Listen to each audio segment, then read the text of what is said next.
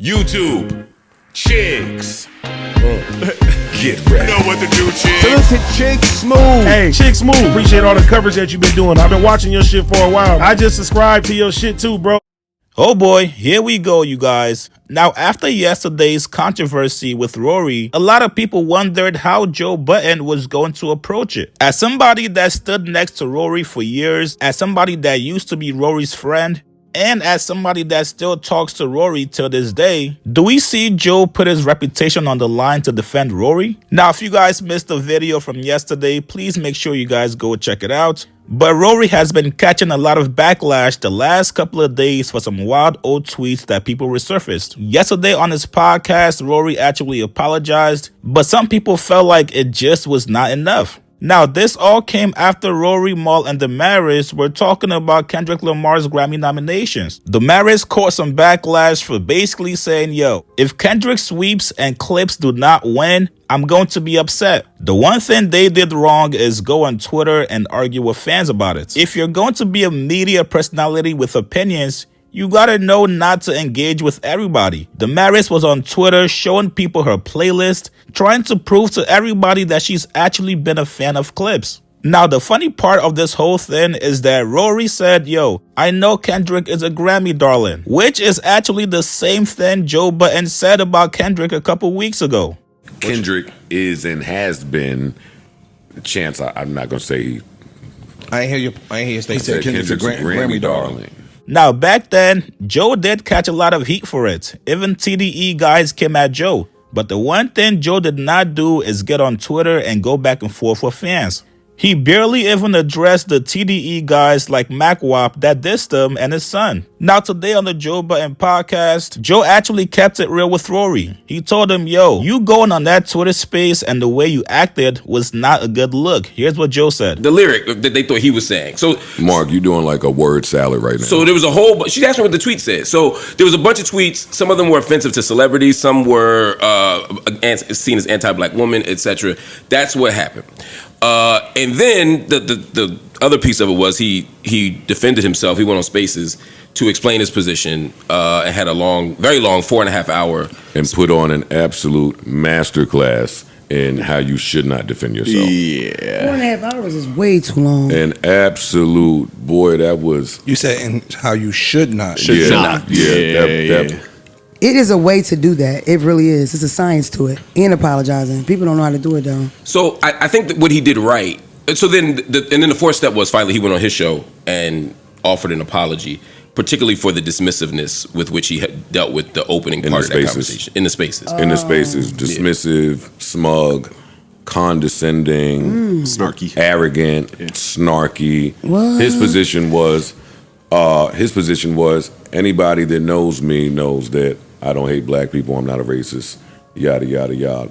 People were trying to tell him we all don't know you. Right. And this is how these tweets come off. A lot of the tweets were a lot worse than the looking in my rim rap lyric part that Mark I want to mentioned. know the worst. I wouldn't read them. Oh. Yeah, I don't feel comfortable. I wouldn't even read them, but Okay. they were pretty bad. So I think people were just trying to hold him accountable and get him to at least acknowledge that in them resurfacing, there are people that weren't around back then that are hurt, that feel a way, that listen to you, that follow you, that look up to you, yada yada yada. All of the But bells even and the whistles. people that do know you, they still be hurt about it. Even if they like people get hurt by stuff like that, especially when they support you. But I think some people gave him grace because they know him. Like, I know he's not racist, so I'm going to look at the tweet differently than somebody Like who I doesn't. can't know a white boy enough that he can't say nigger.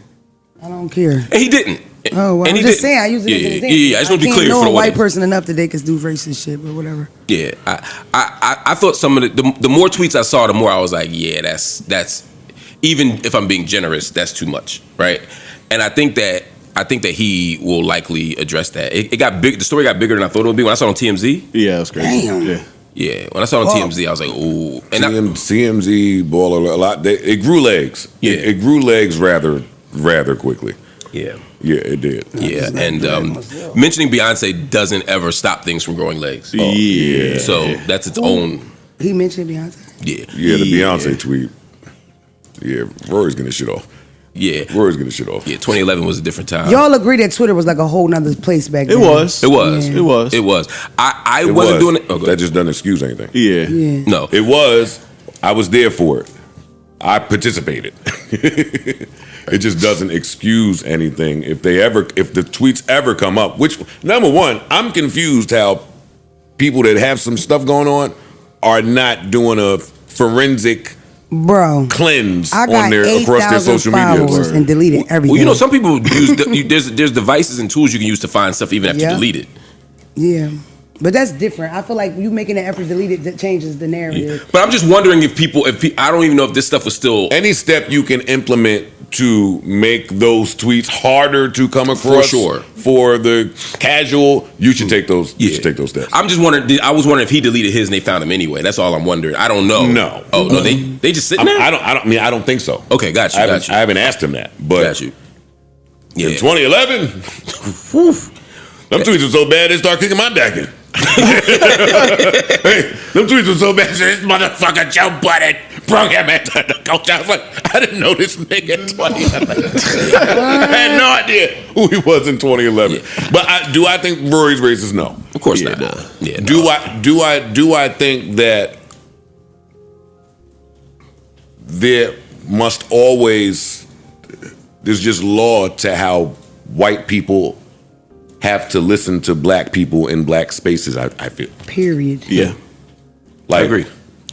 If you hurt someone with your words, and when the words are of a certain context, I don't think it's your right to be smug in that instance. And I think he acknowledged that. He did. I think when it first happened, because there was a couple moving parts. One was some of the things they said he did was like a fake tweet that somebody had made, and so he was responding to that. The other thing was, I think he thought he was in a room full of weirdo Kendrick stans who were just attacking him and being unreasonable. And then, to your point, the people who came, the room was filled with crazy people, sane people, people who didn't know what was going on. So it was like the Kendrick person was a person like you who's like, yo, what the fuck just happened? I don't know. Then those people who were just hurt and want to answer. And I think, if some of y'all don't know how Spaces works, it might be, there wasn't equal representation on the stage at first. So I think part of it was he was responding to a certain kind of person, and I think that contributed to the dismissiveness. It still was dismissive, but I think that contributed to it. And then as it got bigger, sometimes you get in situations you dig your heels in, and you just double down on the shit you're already doing. And I think that's what happened, and it just got worse. But you absolutely should not defend yourself in that way. Especially when you got a platform. I want him to just step out the room and think about it, and then. That's the thing, the platform part, and this is the thing with when you.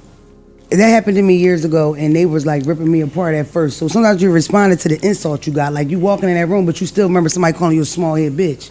That's what I'm saying. So you coming at people because they was talking about your sneaks and your head size and all that. But in actuality, in my opinion, Rory is somebody that's usually in black spaces since he started, right? It's like he's in black stuff, correct? Mm-hmm. So if you're white and you benefit off of shit like that, you have to be super vigilant about what you say and do. That's my personal opinion, especially if you're making money off the niggas.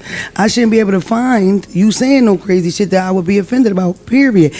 Me, I got 8,000 followers and went backwards and deleted stuff. Like it's a thought process. You get to a point where you take that extra effort. Also, I think the average person doesn't know how to apologize, and I get that. But when you have a platform, I don't think there's anything wrong with trying to figure it out. I literally Google how to apologize because there's really ways not to do it.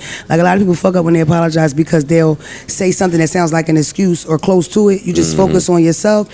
You just be accountable for what you did and you apologize. You don't bring up nothing else in the story. And most people don't know how to do that. Spaces was also just not the place to do it. Yeah, agreed. Especially when I think someone said there was a 4 hours worth of. Now, you guys remember yesterday when I told you guys every single hour that goes by, people are finding new Rory tweets from the past? Well, Rory went ahead and deleted his Twitter. That's right. At a certain point, you gotta stop the bleeding. And if I'm Rory, whenever I'm ready to make a comeback on Twitter, you just gotta issue a quick formal apology. You gotta know people are still waiting to kick your back in on social media. Even though Maul probably is going to speak out against it, apologize to the people sincerely and just move on. Especially when you have the top 2 fan bases out there on your head top. Listen, man, you guys get in the comments below. Do you guys think Joe Budden was showing Rory some grace? And what do you guys think should be Rory's next move? Like this video, subscribe to my channel. I'll see you guys later, man.